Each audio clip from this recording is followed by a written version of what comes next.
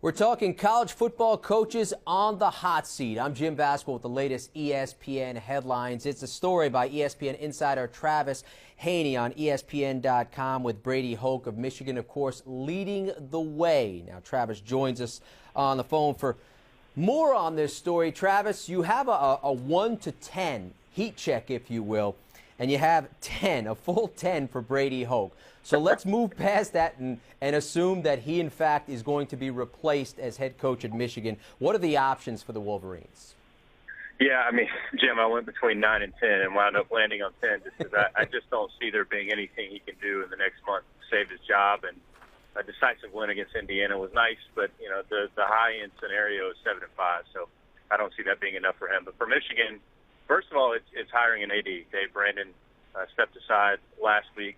That was a move that we had anticipated as well. So that happening was sort of the first domino, and now the school can kind of get its act together in terms of who it wants to lead this search, whether it's the administration itself, a search firm that it employs, the new AD, if they're able to get that person in place. There's a lot of things that have to go into it as far as who's even making that hire. But once it comes down to it, I think you're going to see some of these some of the familiar names, and some of them are a bit of a reach. I thought at one point Les Miles might be in the mix.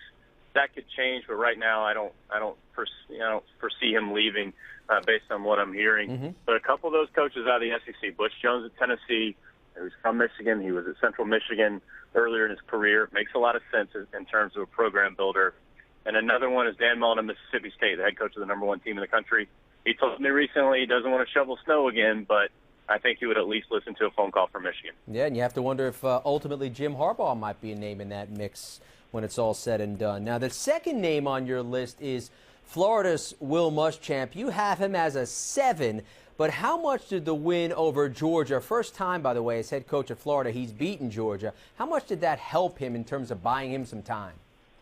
Most people that we had talked to believe that if they lost the game, and especially if it was not close, that he would have been fired this past Sunday. So that tells you right there that it did, in fact, save his job. But for how long? I think that's the question. And really it comes back to what Florida does now. You know, clearly it has some momentum coming off a very big win, an unexpected win, a dominating sort of win against a rival. But now what does Florida do?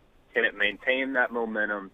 The schedule sets up pretty well. At Vanderbilt, South Carolina, and Eastern Kentucky are the next 3. South Carolina really struggling, so maybe Muschamp can take advantage of that as well. So there's a chance that they could get on a roll going into that Florida State game and really get them some momentum. And coaches tell me, Jim, that Jeremy Foley, the AD at Florida, doesn't want to fire Will Muschamp. He likes him. He wants to see it through. He wants to believe that Kurt Roper, the new offensive coordinator, the first-year offensive coordinator, can make a difference. And if last week is any indication, then maybe they're not quite done yet. But they have to show that they can do that on a more than a 1-week basis.